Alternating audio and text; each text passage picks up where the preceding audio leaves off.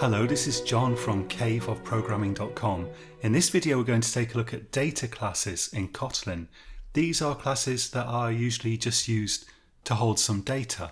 So let's first of all create a normal class. We can create that at the top level, or we can happily create classes within functions. So I'll create a class called person and we'll give it a name, which is going to be of type string, and an age of type int. So by itself this would just create some constructor parameters, but if I make these val or var, then they are going to be actual properties. So at the moment this is just an ordinary class. Let's create a couple of people now. Let's have a val p1 which is equal to a person. Let's call him Bob and make him 42. And we'll have another one who's also called Bob and he's also 42.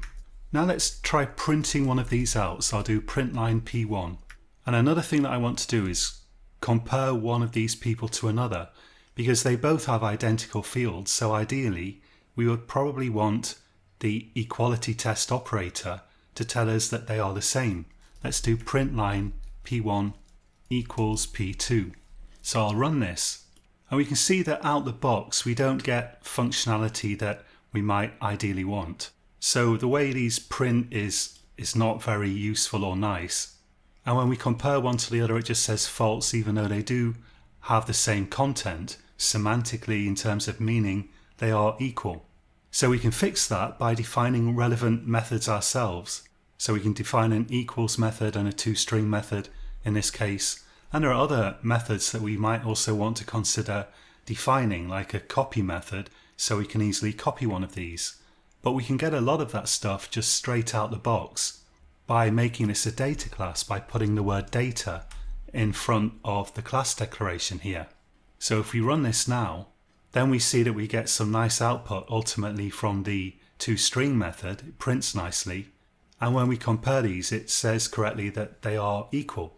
So there are some restrictions on your class when you add this data keyword. For example, you've got to have at least one parameter here, and you can't make this class abstract, which I don't think we've looked at yet, but if not we will look at it later in the course. However, if what you want to do is just represent some data, and that's what you want this for, then this is very useful. So let's take a look at some more things that we can do with a data class. Another thing that we can do is easily create a copy.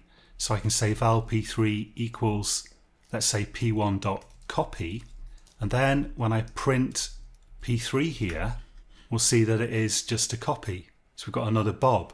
But when we create a copy, if we want, we can choose to alter some of the fields or all of them. So let's say, for example, that we want to make Bob younger. Let's make him 20. And now when we run this, all the other fields, namely the name field, are going to be copied. So the person's name is Bob, but his age has been changed to 20. Of course, we can access the fields in the usual way via a dot notation, and if you make these var, you can also set them via a dot notation. Another interesting thing we can do is destructuring, and if you haven't heard of destructuring, this is something that's often really useful. Let's write val here, and we're going to create a couple of variables using a pair of round brackets. Let's have a name and an age, and I'm going to set that equal to, let's say, p3. Now this wouldn't work with just a normal class. If I get rid of data here, you can see straight away we've got some errors. If I comment this out and comment this out, then it becomes apparent there's an error here as well. Let's put those back. So for this to work, we need to have a data class, or we need to implement the appropriate functions ourselves. But since this is a data class, we can easily create variables like this and set them equal to the fields of the class, just like this. Let's do print ln, and we'll print out $name and $age just to have a look at it.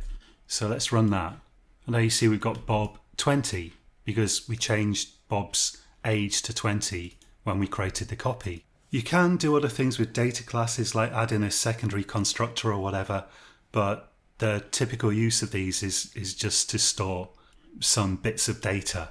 So if all you're doing is creating a class just to hold some values, and perhaps you want to create a whole list of those objects or whatever, then a data class can be a good choice that can save you some work. That's it for this video. Until next time, happy coding.